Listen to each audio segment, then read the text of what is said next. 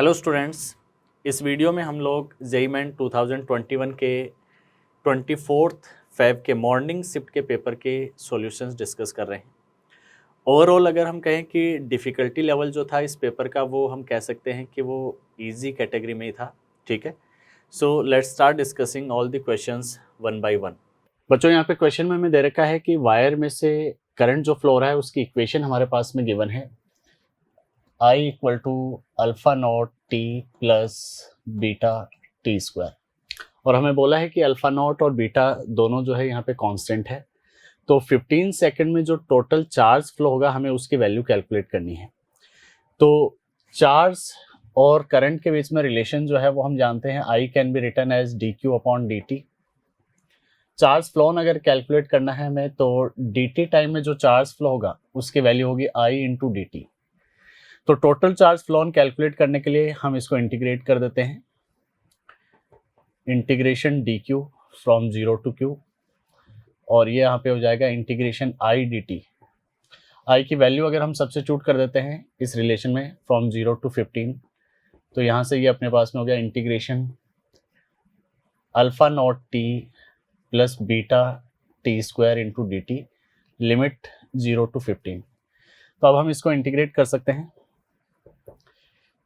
Alpha naught t square upon 2 beta t cube upon 3, limit 0 to 15 है। तो lower limit पे तो value 0 हो जाएगी, अपर लिमिट अगर हम सब्स्टिट्यूट कर देते हैं और साथ में हम अल्फा नॉट और बीटा की वैल्यू भी सब्स्टिट्यूट कर देते हैं। अल्फा नॉट की वैल्यू हमारे पास में है 20 into 15 square upon 2, plus beta की जो वैल्यू अपने पास में है वो है 8 इंटू 15 अपॉन 3। तो अब हम इन वैल्यूज़ को सॉल्व कर लेते हैं। तो यहाँ से अगर हम इसको सॉल्व करेंगे तो यहाँ से इस वाले एक्सप्रेशन की जो वैल्यू आएगी वो आएगी 2250, और यहाँ से अपने पास में वैल्यू आएगी 9000। दोनों वैल्यूज़ को अगर हम ऐड कर देते हैं तो अपने पास में वैल्यू जो आएगी वो आएगी 11250 कूलाम। तो 15 सेकेंड के इंटरवल में जो टोटल चार्ज फ्लो होगा उसकी वैल्यू ये होगी। इस क्वेश्चन में हमें दे रखा है कि two stars of mass m and 2n separated by a distance d are rotating about their common centre of mass in free space. तो हमें time period of rotation calculate करना है। तो हम जानते हैं कि जो टू स्टार सिस्टम होता है, ये हमने ले लिया, ये m है और ये है 2m। टू स्टार सिस्टम के अंदर ये दोनों जो है कॉमन सेंटर ऑफ मास के अबाउट रोटेट करते हैं। यहाँ पे ये सेंटर ऑफ मास है और सेंटर ऑफ मास रेस्ट पे रहता है।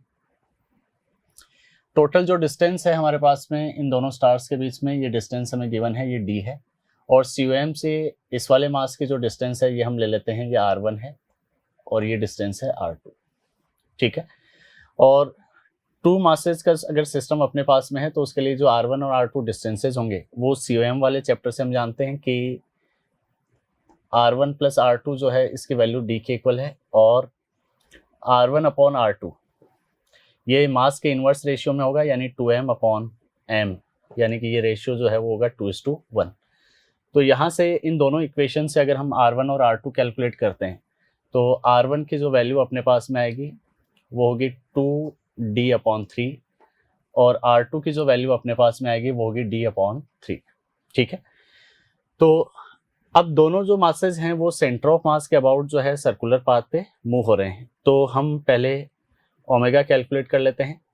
तो जो सेंट्रीपिटल फोर्स यहाँ पे रिक्वायर्ड होगा वो यहाँ पे इन दोनों के बीच में जो म्यूचुअल अट्रैक्शन लग रहा है ग्रेविटेशनल फोर्स की वजह से, वही यहाँ पे सेंट्रीपिटल फोर्स प्रोवाइड कर रहा है। तो यहाँ पे हम देख सकते हैं कि जो इस पे ग्रेविटेशनल फोर्स होगा उसकी वैल्यू आएगी Gm into 2m upon D square. ये नेसेसरी सेंट्रीपिटल फोर्स है इस वाले मास के लिए। तो सेंट्रीपिटल फोर्स के लिए हम बोल सकते हैं ये होगा m into omega square into radius R1। m की एक टर्म जो है वो हम कैंसिल कर देते हैं और R1 की वैल्यू भी हम सब्स्टिट्यूट कर देते हैं, तो ये हो गया 2Gm equal to omega square into R1 हमने कैलकुलेट किया है, यहाँ पे इसकी वैल्यू जो है वो है 2d अपॉन 3।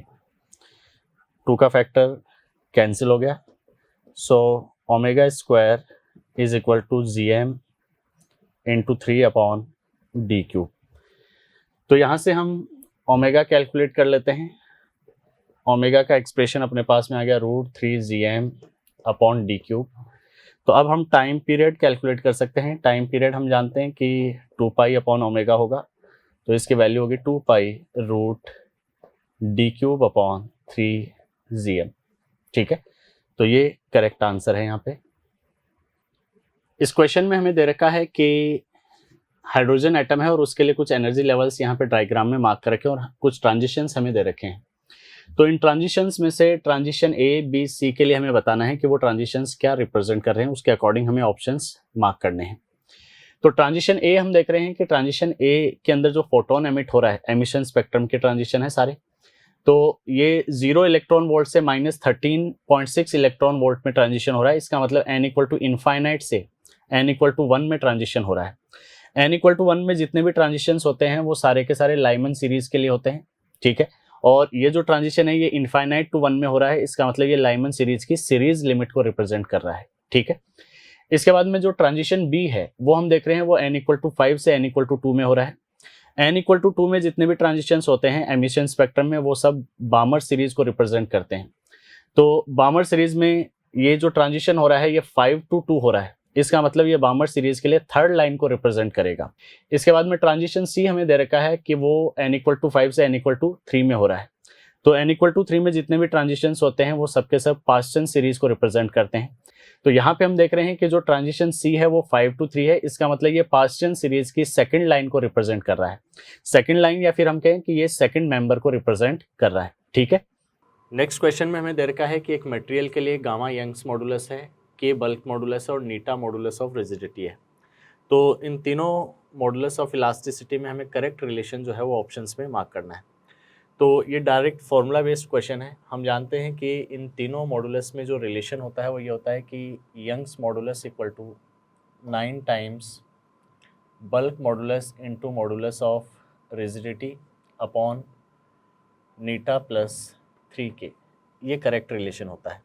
ठीक है, तो अब हम देख रहे हैं कि जो ऑप्शंस दे रखे हैं उनमें गामा की फॉर्म में जो ऑप्शन है, यंग्स मॉडुलस के फॉर्म में जो ऑप्शन है वो इस फॉर्म से मैच नहीं हो रहा है। तो हम इसको रीअरेंज कर लेते हैं। तो हम इसको क्रॉस मल्टीप्लाई कर देते हैं, गामा इंटू नीटा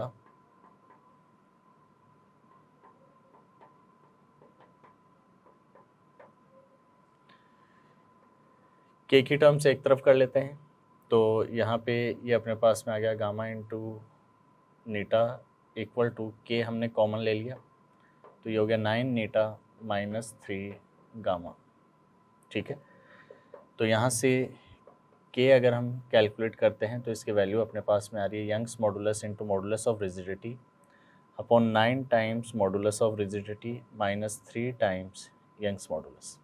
इस क्वेश्चन में हमें दे रखा है कि गैसियस मॉलिक्यूल के लिए वर्क डन का एक्सप्रेशन अपने पास में है, work done equal to alpha beta square into e raise to power minus x square upon alpha k t. और साथ में हमें बोला है कि एक्सप्रेशन के अंदर अल्फा और बीटा तो कांस्टेंट है, के जो है वो बोल्ट्जमैन कांस्टेंट है और टी टेम्परेचर है। तो हमें यहाँ पे कांस्टेंट बीटा की जो डायमेंशन है वो कैलकुलेट करनी है।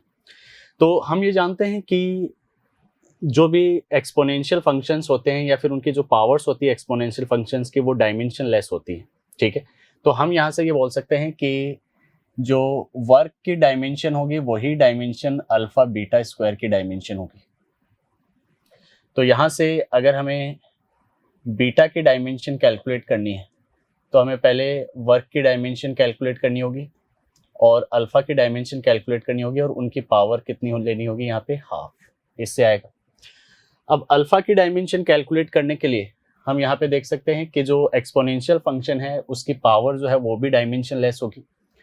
तो एक्सपोनेंशियल फंक्शन की जो पावर है यानी कि x square upon alpha k T, ठीक है, ये डायमेंशन लेस होगा। अब उसमें के बोल्ट्जमैन कांस्टेंट है। अगर बोल्ट्जमैन कांस्टेंट की डायमेंशन हमें याद है तब तो हम डायरेक्टली वो यूज कर सकते हैं, अदरवाइज बोल्ट्जमैन कांस्टेंट की डायमेंशन भी हम कैलकुलेट कर सकते हैं। हम ये जानते हैं कि गैसियस मॉलिक्यूल के लिए जो काइनेटिक एनर्जी है, ठीक है, एक मॉलिक्यूल के लिए उसका एक्सप्रेशन ट्रांसलेशनल काइनेटिक एनर्जी, ठीक है, हम ट्रांसलेशनल काइनेटिक एनर्जी की बात करें तो वो होता है 3/2 kT। तो यहाँ से हम बोल्ट्जमैन कांस्टेंट के की डायमेंशन जो है वो कैलकुलेट कर सकते हैं। बोल्ट्जमैन कांस्टेंट के की डायमेंशन होगी काइनेटिक एनर्जी की डायमेंशन अपॉन टेम्परेचर की डायमेंशन। तो काइनेटिक एनर्जी की जो डायमेंशन है वो एनर्जी की डायमेंशन यानी m1 L2 T-2 upon temperature की डायमेंशन, तो वो अपने पास में क्या हो गया, केल्विन। तो यहाँ से बोल्ट्जमैन कांस्टेंट K की जो डायमेंशन अपने पास में आ रही है ये है m1 L2 T-2 K-1, ठीक है। तो अब हम अल्फा की डायमेंशन कैलकुलेट करते हैं, तो हम यूज कर लेते हैं कि एक्सपोनेंशियल फंक्शन की पावर जो है वो डायमेंशन लेस होगी, यानी कि एक्स स्क्वायर की जो डायमेंशन है वो इक्वल होगी dimension of alpha into dimension of Boltzmann constant into dimension of temperature, ठीक है। तो अब वैल्यू रख देते हैं हम। एक्स जो है वो यहाँ पे डिस्प्लेसमेंट है, तो ये हो गया L square. Dimension of alpha हमें कैलकुलेट करनी है। डायमेंशन ऑफ बोल्ट्जमैन कांस्टेंट ये हमने ऑलरेडी कैलकुलेट कर लिया, ये है m1 L2 T-2 K-1 into dimension of temperature वो है केल्विन रेज़ टू पावर 1। तो यहाँ पे केल्विन रेज़ टू पावर 1 ये जो डायमेंशन है ये कैंसिल हो जाएगी और इसको हम इधर इसमें डिनोमीटर में ले आते हैं, तो अल्फा की जो डायमेंशन आएगी तो ये आ जाएगा अपने पास में m-1, L तो कैंसिल हो जाएगा, L raise to power 2, K यहाँ पे कैंसिल हो गया और ये हो गया T रेज़ टू पावर +2। ये अल्फा की डायमेंशन है। अब ये वैल्यूज हम यहाँ पे सब्स्टिट्यूट कर देते हैं, तो बीटा की जो डायमेंशन होगी, वर्क की डायमेंशन वो हम जानते हैं, वो है m1 L2 T-2 और इसकी पावर कितनी है, हाफ। डिनोमीटर में अल्फा की डायमेंशन देखेंगे तो ये हो गया m-1 T+2 और इसकी पावर भी कितनी है, हाफ।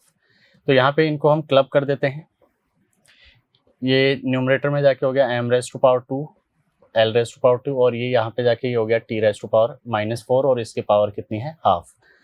तो यहाँ से अपने पास में बीटा कांस्टेंट की जो डायमेंशन आ रही है वो हो गई m1 L1 T-2।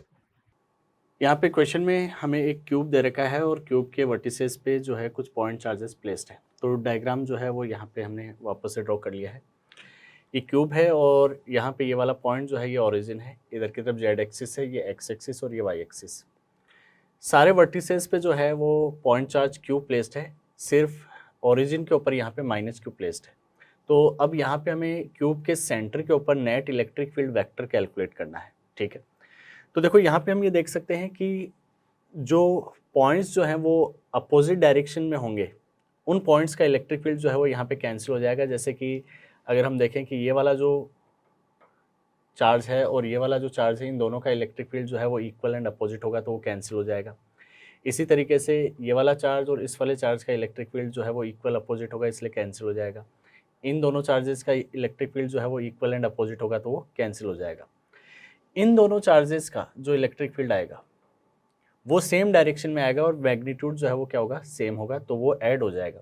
तो जो नेट इलेक्ट्रिक फील्ड यहाँ पे अपने पास में आएगा वो एक तो इस चार्ज की वजह से आएगा और दूसरा इस वाले चार्ज की वजह से आएगा। दोनों की वजह से सेंटर के ऊपर जो है अगर हम इलेक्ट्रिक फील्ड देखेंगे तो उसकी डायरेक्शन जो होगी वो टुवार्ड्स द सेंटर होगी, ठीक है। तो ये जो है ये यहाँ पे इस क्यूब का जो है वो बॉडी डायगोनल होगा एक, ठीक है। तो अब दोनों की वजह से मैग्नीट्यूड जो है वो कैलकुलेट करने के लिए पहले हम यहाँ पे डिस्टेंस देख लेते हैं कि क्या होगी। तो हम जानते हैं कि बॉडी डायगोनल जो है उसकी जो लेंथ है वो साइड लेंथ का √3 टाइम्स होता है। तो बॉडी डायगोनल की जो लेंथ होगी वो हम यहाँ पे बोल सकते हैं उसकी वैल्यू जो है वो अपने पास में क्या होगी, √3a होगी, ठीक है, क्योंकि हमें साइड लेंथ दे रखी है कि साइड लेंथ की वैल्यू कितनी है, a। तो उसका हाफ डिस्टेंस जो है वो यहाँ पे इस वर्टेक्स से जो है इस चार्ज की डिस्टेंस होगी। तो r की वैल्यू अगर हम देखेंगे, डिस्टेंस मान लेते हैं कि वो x है एक चार्ज के लिए, तो उसकी वैल्यू अपने पास में कितनी आ गई, d/2, ठीक है।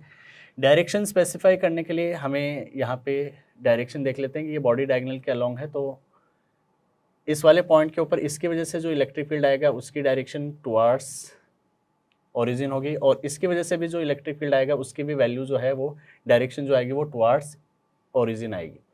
तो हम क्या करते हैं कि इस वाले पॉइंट के लिए पोजीशन वेक्टर ले लेते हैं। इस वाले पॉइंट के लिए अगर हम पोजीशन वेक्टर लिखेंगे rp, तो पोजीशन वेक्टर जो है उसकी वैल्यू अपने पास में हम देख सकते हैं कि इस पॉइंट के जो कोऑर्डिनेट होंगे वो होंगे x डायरेक्शन में भी a, y में भी a और z में भी a। तो इसका पोजीशन वेक्टर आ जाएगा a i cap, a j cap, a k cap, ठीक है। तो ये जो पोजीशन वेक्टर आ रहा है इसके अपोजिट डायरेक्शन जो है वो यहाँ पे इस इलेक्ट्रिक फील्ड की डायरेक्शन होगी, जो नेट इलेक्ट्रिक फील्ड आएगा, ठीक है। तो इसके अपोजिट डायरेक्शन यानी कि इसकी डायरेक्शन में यूनिट वेक्टर ले लेते हैं और उसको नेगेटिव साइन से हम मल्टीप्लाई कर देंगे। तो यहाँ पे जो ई कैप अपने पास में होगा, इलेक्ट्रिक फील्ड की जो डायरेक्शन आएगी वो होगी माइनस आर पी कैप, ठीक है। तो आर पी कैप हम कैलकुलेट कर लेते हैं माइनस, यहाँ पे इसकी डायरेक्शन में यूनिट वेक्टर देखेंगे तो हम इसके मैग्नीट्यूड से इसको डिवाइड कर देंगे। तो ये अपने पास में क्या आ गया, ए आई कैप प्लस ए जे कैप प्लस ए के कैप, और इसका मैग्नीट्यूड अपने पास में आएगा वो होगा √3a। तो ये यूनिट वेक्टर हो गया उसके अपोजिट डायरेक्शन। तो यहाँ से ई कैप वेक्टर अपने पास में आ रहा है -1/√3 आई कैप जे कैप के कैप, ठीक है। आई कैप जे कैप और के कैप को ऑप्शंस में जो है ना एक्स कैप वाई कैप और जेड कैप लिखा हुआ है, तो वो सिमिलर वैल्यूज़ हैं, ठीक है। आई कैप को एक्स कैप से, जे कैप को वाई कैप से और के कैप को जेड कैप से लिखा हुआ है, ठीक है। तो अब यहाँ पे नेट इलेक्ट्रिक फील्ड वेक्टर हम यहाँ पे एक्सप्रेस करते हैं। तो पहले तो हम मैग्नीट्यूड देख लेते हैं कि ई नेट की वैल्यू क्या होगी। ई नेट की जो वैल्यू होगी वो इन दोनों पॉइंट चार्जेस की वजह से जो इलेक्ट्रिक फील्ड आ रहा है उसका डबल होगा, ठीक है ना, क्योंकि इसकी वजह से जो डायरेक्शन होगी और इसकी वजह से जो डायरेक्शन होगी सेम डायरेक्शन होगी, तो एक की वजह से जो भी वैल्यू आ रही है उसका डबल कर देते हैं। तो ये होगा 2 टाइम्स के क्यू अपॉन एक्स स्क्वायर, और एक्स की वैल्यू जो है यहाँ पे इस एक चार्ज की इस सेंटर से जो डिस्टेंस होगी वो बॉडी डायगोनल के हाफ के इक्वल होगी। तो यहाँ से अपने पास में इसकी वैल्यू है √3/2 ए का स्क्वायर, ठीक है। ये वैल्यू अपने पास में आ गई। तो ई नेट की जो वैल्यू अपने पास में आ रही है यहाँ से स्क्वायर कर देते हैं, तो ये हो गया 8 KQ/3a², ठीक है।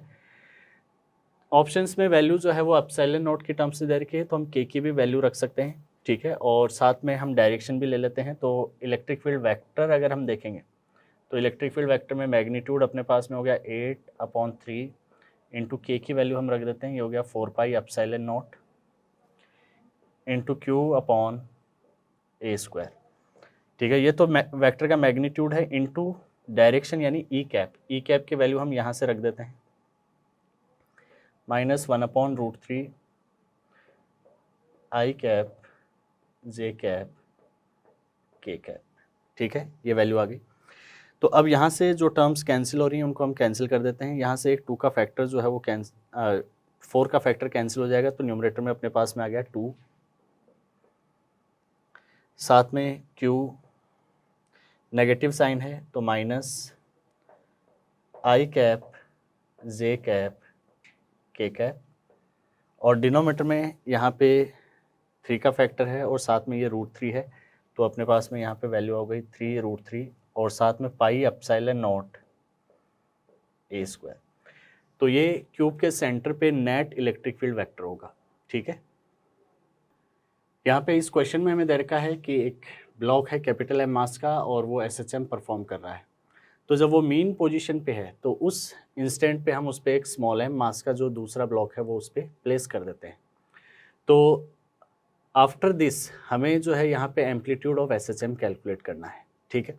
तो जस्ट बिफोर और जस्ट आफ्टर वाली जो सिचुएशंस है वो यहाँ पे ऐसे होंगी कि जस्ट बिफोर जो है ये कैपिटल एम मीन पोजीशन पे है और ये यहाँ पे ऐसे वेलोसिटी v0 से मूव हो रहा था, ठीक है। ये जस्ट बिफोर वाली सिचुएशन है। और स्मॉल एम को इसके ऊपर प्लेस करने के बाद अब ये स्मॉल एम जो है इस कैपिटल एम के साथ में ही मूव होगा। तो उसके जस्ट बाद जो है यहाँ पे इसकी जो वेलोसिटी है वो ले लेते हैं, वो कितनी है v, और स्टिल यहाँ पे अब भी सिस्टम जो है वो कहाँ पे है, मीन पोजीशन पे है।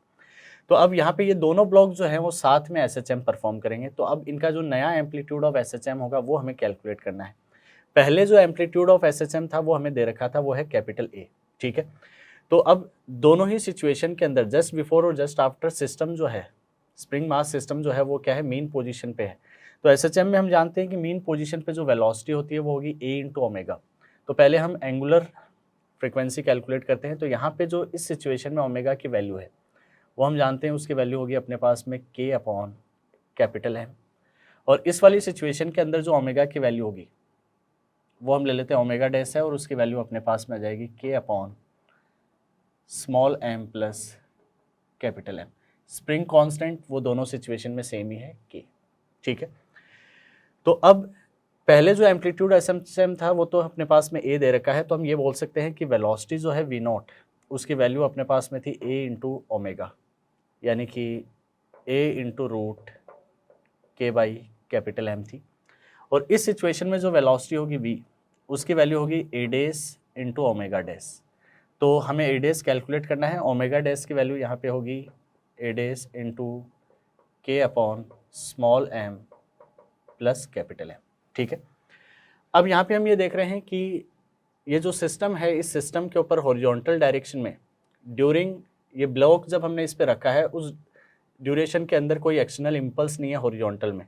तो हॉरिजॉन्टल में अगर कोई एक्सटर्नल इम्पल्स नहीं है तो हम यहाँ पे हॉरिजॉन्टल के अंदर मोमेंटम कंजर्वेशन अप्लाई कर सकते हैं। तो मोमेंटम कंजर्वेशन अगर हम अप्लाई करते हैं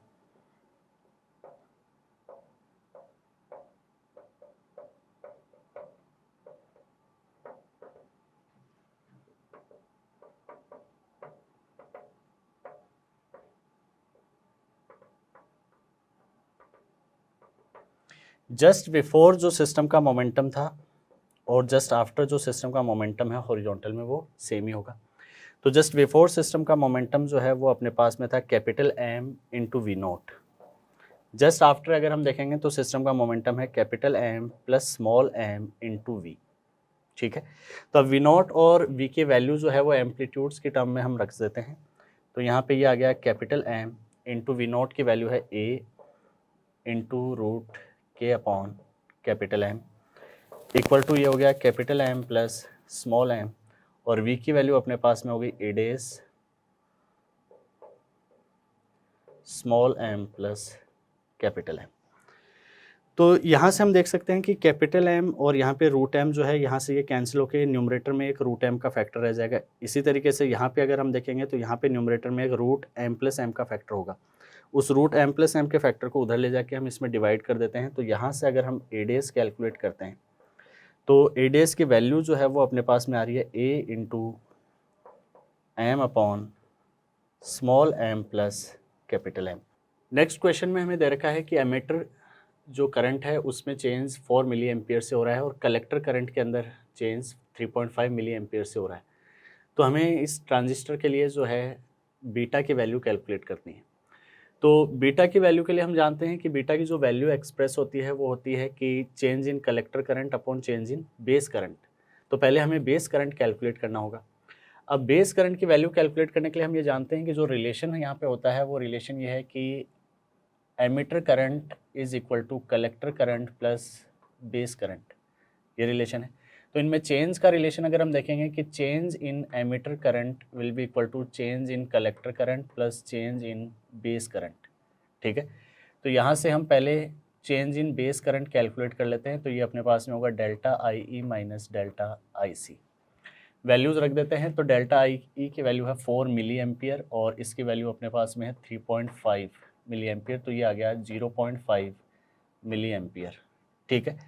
तो अब हम बीटा कैलकुलेट करते हैं। बीटा की जो वैल्यू अपने पास में होगी वो होगी delta I C upon delta I B, ठीक है। तो अब ये वैल्यूज़ हम रख देते हैं। तो कलेक्टर करंट जो है उसकी वैल्यू अपने पास में, उसमें चेंज की वैल्यू है 3.5 milli ampere upon base current जो है उसकी वैल्यू अपने पास में हमने कैलकुलेट की है 0.5। तो यहाँ से इस रेशियो की जो वैल्यू आ रही है वो क्या आ रही है 7:1, ठीक है।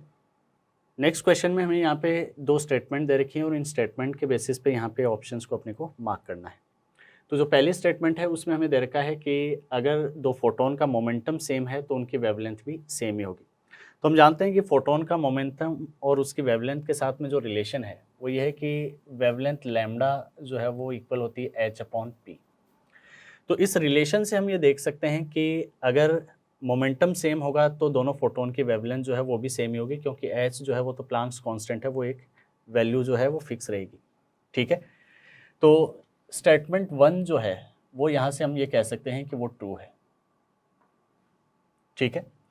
इसके बाद में स्टेटमेंट 2 में हमें ये दे रखा है कि अगर फोटोन की वेवलेंथ डिक्रीज होगी तो उसका मोमेंटम और एनर्जी भी डिक्रीज होगी, ठीक है।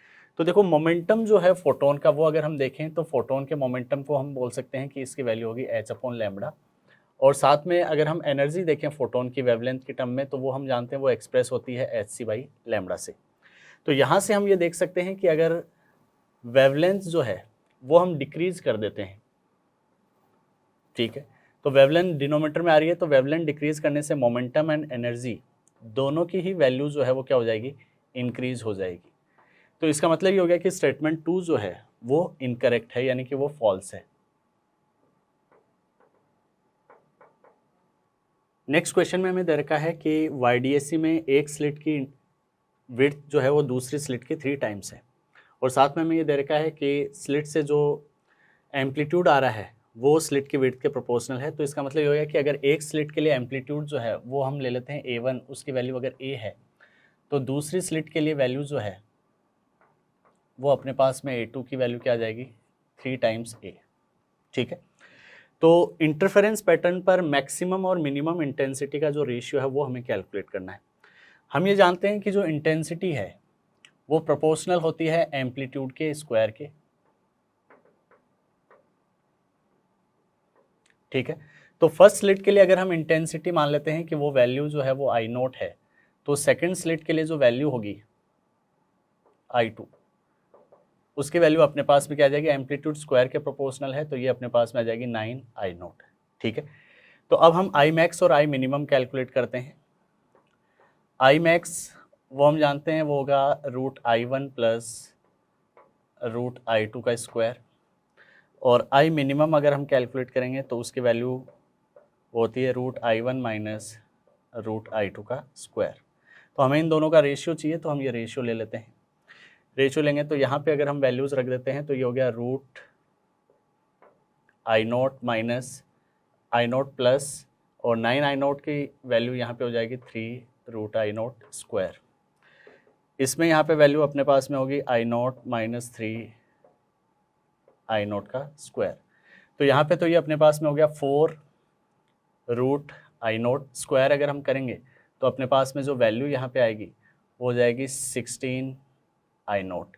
डिनोमीटर में यहाँ पे इसमें अगर हम देखेंगे तो √I0 माइनस 3I0, तो यहाँ पे वैल्यू हो गया माइनस 2 √I0 स्क्वायर। अगर हम कर देंगे तो ये हो गया 4I0। I0 जो है ये कैंसिल हो गया, और यहाँ से 4 का जो फैक्टर है ये भी कैंसिल हो गया। तो अपने पास में I max upon I minimum की जो वैल्यू आ रही है वो है 4:1। नेक्स्ट क्वेश्चन में हमें यहाँ पे दे रखा है कि एक आइडियल गैस के n मोल को साइक्लिक प्रोसेस ABCA से लेके जा रहे हैं। तो हमें इस साइक्लिक प्रोसेस के लिए टोटल वर्क डन कैलकुलेट करना है, और हमें यहाँ पे दे रखा है कि AB जो प्रोसेस है वो आइसोथर्मल है, जिस पे टेम्परेचर की वैल्यू कितनी है, कैपिटल T। इसके बाद में जो नेक्स्ट प्रोसेस है BC, वो हमें दे रखी है वो आइसोबारिक है, प्रेशर P2 है इसमें, और वॉल्यूम जो है वो यहाँ पे क्या हो रहा है, पॉइंट B पे वॉल्यूम 2V1 है, और पॉइंट C पे वॉल्यूम कितना है, V1। तो वॉल्यूम हाफ हो रहा है। तो हम जानते हैं कि आइसोबारिक प्रोसेस के अंदर वॉल्यूम टेम्परेचर के प्रोपोर्शनल होता है, तो अगर वॉल्यूम हाफ हो रहा है तो टेम्परेचर जो है वो भी हाफ हो जाएगा। तो पॉइंट C पे अगर हम टेम्परेचर देखेंगे तो पॉइंट B पे टेम्परेचर वो तो कैपिटल T है, तो पॉइंट C पे टेम्परेचर उसका हाफ हो जाएगा, ये वैल्यू आ रही है, ठीक है। इसके बाद में जो CA प्रोसेस है, उस CA प्रोसेस में हम देख रहे हैं वो आइसोकोरिक है, यानी कि वॉल्यूम कांस्टेंट है, तो प्रेशर जो है वो P2 टू P1 जा रहा है। तो पॉइंट A जो है वहाँ पे टेम्परेचर हमें पता है कि वो T के इक्वल है, और पॉइंट C पे टेम्परेचर जो है वो T/2 है। तो हम जानते हैं कि आइसोकोरिक प्रोसेस के अंदर प्रेशर जो है वो टेम्परेचर के प्रोपोर्शनल होता है। तो टेम्परेचर अगर डबल हो रहा है तो इसका मतलब ये हो गया कि प्रेशर भी डबल होगा। तो इससे हम ये बोल सकते हैं कि जो P1 प्रेशर है वो बेसिकली 2P2 के ही इक्वल है, ठीक है। ये रिलेशंस हो गए।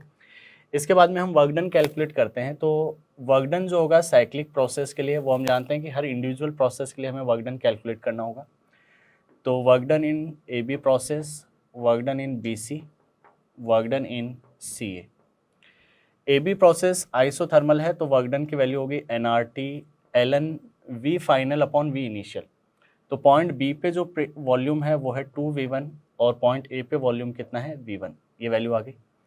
प्लस BC के अंदर अगर हम देखेंगे तो BC में आइसोबारिक प्रोसेस है, तो इसकी वैल्यू होगी P2 इंटू वॉल्यूम में चेंज, तो फाइनल वॉल्यूम V1 है माइनस 2V1, ये हो गया। CA प्रोसेस आइसोकोरिक है, तो उसमें वर्क डन की वैल्यू क्या है, 0। तो यहाँ से अपने पास में नेट वर्क डन आ गया nRT ln 2, और यहाँ से ये हो गया माइनस P2 इंटू V1। अब प्रेशर और वॉल्यूम का जो रिलेशन है P2 V1, इसको हम टेम्परेचर से रिलेट करते हैं। तो जो स्टेट C है वहाँ पे हम आइडियल गैस इक्वेशन यूज़ कर लेते हैं। सी पे जो प्रेशर है वो तो P2 है और वॉल्यूम V1 है, तो आइडियल गैस इक्वेशन से प्रेशर इंटू वॉल्यूम ये इक्वल होगा NR इंटू TK। तो NR और C पॉइंट पे जो टेम्परेचर की वैल्यू है वो हमने ऑलरेडी कैलकुलेट कर ली, उसकी वैल्यू कितनी है T/2, तो ये इसके इक्वल होगा। तो अब ये वाली जो वैल्यू है वो हम यहाँ पे सब्स्टिट्यूट कर देते हैं। तो यहाँ से अपने पास में ये हो गया NRT ln2 minus NRT upon 2, ठीक है। तो NRT ये हम कॉमन ले लेते हैं, अपने पास में रिजल्ट आ गया ln2 minus half. Next question में हमें दो लिस्ट दे रखी हैं। लिस्ट 1 में थर्मोडायनेमिक प्रोसेस जो है वो लिखी हुई है और लिस्ट 2 में जो है कुछ इन्फॉर्मेशंस हैं प्रोसेस से रिलेटेड। तो लिस्ट 1 में जो थर्मोडायनेमिक प्रोसेस है उससे रिलेटेड इन्फॉर्मेशन को हमें उसमें लिस्ट 2 में मैच करना है। तो लिस्ट 1 में जो फर्स्ट प्रोसेस जो दे रखी है ए, वो है आइसोथर्मल। तो आइसोथर्मल के लिए हम जानते हैं कि टेम्परेचर जो है वो कांस्टेंट रहता है। तो लिस्ट 2 में टेम्परेचर कांस्टेंट वाला जो ऑप्शन है उससे हम इसको मैच कर देंगे, तो ये हो गया सेकंड, ठीक है। इसके बाद में सेकंड जो प्रोसेस है वो है बी और ये हमें दे रखी है आइसोकोरिक। तो आइसोकोरिक के लिए हम जानते हैं कि वॉल्यूम जो है वो कांस्टेंट होता है, तो लिस्ट 2 में ये थर्ड से मैच होगा। इसके बाद में जो थर्ड प्रोसेस है वो हमें दे रखी है सी में एडियाबेटिक। एडियाबेटिक प्रोसेस के लिए हम जानते हैं कि सिस्टम और सराउंडिंग के बीच में हीट एक्सचेंज जो है वो क्या होता है, ज़ीरो। तो अगर कोई हीट एक्सचेंज नहीं हो रहा है तो सिस्टम का जो टोटल हीट कंटेंट होगा, यानी कि सिस्टम की जो हीट एनर्जी होगी वो क्या रहेगी, कांस्टेंट रहेगी, क्योंकि कोई एक्सचेंज वहाँ पे नहीं हो रहा है। तो अब कॉलम 2 जो है, लिस्ट 2 जो है उसमें हम देखेंगे तो वहाँ पे जो फोर्थ ऑप्शन है वो हमें दे रखा है हीट कंटेंट इज़ कांस्टेंट। तो ये सिस्टम की हीट की बात कर रहा है कि उसमें कोई चेंज नहीं होगा, तो ये मैच होगा अपने पास में फोर्थ से। इसके बाद में डी जो लिस्ट 1 में प्रोसेस दे रखी है वो है आइसोबारिक, और आइसोबारिक के लिए हम जानते हैं कि प्रेशर कांस्टेंट होता है, तो ये मैच होगा फर्स्ट से, ठीक है। नेक्स्ट क्वेश्चन में हमें दे रखा है कि एक प्लैनेट के अराउंड दो satellite S1 and S2 circular orbits में रिवॉल्व हो रहे हैं। दोनों के लिए हमें टाइम पीरियड दे रखा है 1 आवर एंड 8 आवर। तो हमें इनकी एंगुलर वेलोसिटी का रेशियो कैलकुलेट करना है। तो हम जानते हैं कि एंगुलर वेलोसिटी का जो रेशियो है वो टाइम पीरियड के इन्वर्स रेशियो के इक्वल होता है। टाइम पीरियड हमें दे रखा है तो ये वैल्यूज़ हम सब्स्टिट्यूट कर देते हैं। S2 के लिए 8 है और S1 के लिए 1 आवर है। नेक्स्ट क्वेश्चन में हमें स्पेरिकल कॉन्वेक्स मिरर के लिए फोकल लेंथ और रेडियस ऑफ कर्वेचर में रिलेशन बताना है। तो स्पेरिकल कॉन्वेक्स मिरर के लिए हम जानते हैं कि फोकल लेंथ पॉजिटिव होती है और उसका जो मैग्नीट्यूड है वो रेडियस ऑफ कर्वेचर के हाफ के इक्वल होता है। तो ये यहाँ पे दोनों में रिलेशन होगा, ठीक है। नेक्स्ट क्वेश्चन में यहाँ पे हमें वेलोसिटी टाइम ग्राफ दे रखा है और इस वेलोसिटी टाइम ग्राफ के लिए एक्सेलरेशन टाइम ग्राफ हमें कैलकुलेट करना है। तो हम जानते हैं कि वेलोसिटी टाइम ग्राफ का जो स्लोप है वो अपने पास में होगा dv/dt और ये स्लोप एक्सेलरेशन को रिप्रेजेंट करता है, ठीक है। तो हम यहाँ पे स्लोप की इंफॉर्मेशन से जो है ग्राफ यहाँ पे ड्रॉ कर सकते हैं। तो हम यहाँ पे देख रहे हैं कि जो AM पार्ट है, इस AM पार्ट के अंदर जो स्लोप है, स्ट्रेट लाइन दे रखा है, तो स्ट्रेट लाइन का मतलब ये हो गया कि स्लोप जो है वो हर जगह पे कांस्टेंट है और स्लोप नेगेटिव है, ठीक है। तो इसका मतलब ये होगा नेगेटिव कांस्टेंट है।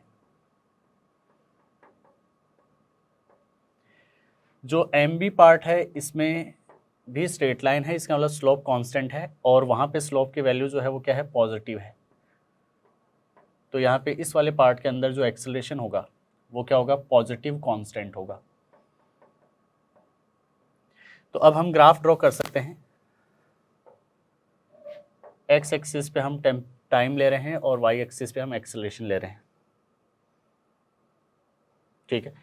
तो AM पार्ट के अंदर जो है एक्सेलरेशन यानी कि जो स्लोप है वो नेगेटिव कांस्टेंट है। तो नेगेटिव कांस्टेंट का मतलब ये हो गया कि ग्राफ जो है वो एक्स एक्सिस के नीचे होगा यहाँ पे ऐसे, ठीक है। ये नेगेटिव कांस्टेंट है और M से B के लिए पॉजिटिव कांस्टेंट है, यानी कि इसके बाद में यहाँ पे ग्राफ जो है वो पॉजिटिव में कांस्टेंट ऐसे आ जाएगा, ठीक है। तो ये एक्सेलरेशन वर्सेस टाइम ग्राफ यहाँ पे होगा। नेक्स्ट क्वेश्चन में हमें दे रखा है कि मेटल शीट जिसके लिए एज लेंथ स्मॉल a है उससे हम एक क्यूब बना रहे हैं, ठीक है। क्यूब के सारे फेसेस जो है वो मेटल शीट से बने हुए हैं। टेम्परेचर T हमें दे रखा है और सीट के लिए लीनियर कोफिशिएंट हमें दे रखा है, वो कितना है अल्फा। अब अगर टेम्परेचर को डेल्टा T से हम इंक्रीज कर देते हैं तो क्यूब के वॉल्यूम में कितना चेंज होगा ये हमें कैलकुलेट करना है, ठीक है। तो हम ये जानते हैं कि वॉल्यूम में जो चेंज है डेल्टा V वो एक्सप्रेस होगा V not into gamma delta T। Gamma जो है वो वॉल्यूम एक्सपेंशन कोफिशिएंट है। तो अब यहाँ पे गामा की इंफॉर्मेशन हमारे पास में नहीं है, अल्फा दे रखा है, ठीक है। तो अल्फा के फॉर्म में गामा को हम एक्सप्रेस कर सकते हैं, ये होगा V not into 3 alpha delta T। और V नॉट जो है वो यहाँ पे क्यूब का टेम्परेचर इंक्रीज करने से पहले का वॉल्यूम है। तो क्यूब जो है वो यहाँ पे स्क्वायर सीट से मिलके बना हुआ है, जिसके लिए एज लेंथ जो है वो अपने पास में कितनी है A। तो टोटल वॉल्यूम V नॉट अगर हम कैलकुलेट करेंगे तो उसकी वैल्यू अपने पास में आएगी A cube into 3 alpha delta T। तो ये यहाँ पे क्यूब के वॉल्यूम में चेंज होगा। नेक्स्ट क्वेश्चन में हमें दे रखा है कि एक सर्किट हमें दे रखा है जिसमें 2 बैटरी लगी हुई हैं और बैटरीज के इंटरनल रेजिस्टेंस दे रखे हैं और यहाँ पे कुछ पॉइंट मार्क्ड हैं P, X एंड Y। तो हमें X और Y के बीच में पोटेंशियल डिफरेंस कैलकुलेट करना है। तो सर्किट यहाँ पे हमने फिर से ड्रॉ कर लिया है और उसमें इंटरनल रेजिस्टेंसेज भी हमने मार्क कर लिए हैं। तो पॉइंट X और Y के बीच में, इन दोनों पॉइंट के बीच में पोटेंशियल डिफरेंस कैलकुलेट करने के लिए हमें पहले सर्किट में करंट कैलकुलेट करनी होगी। तो करंट कैलकुलेट करने के लिए हम यहाँ पे रिलेटिव पोटेंशियल टेक्निक यूज़ कर लेते हैं। हम मान लेते हैं कि X जो है इस पे पोटेंशियल जो है वो 0 वोल्ट है, ये हमने एज्यूम कर लिया।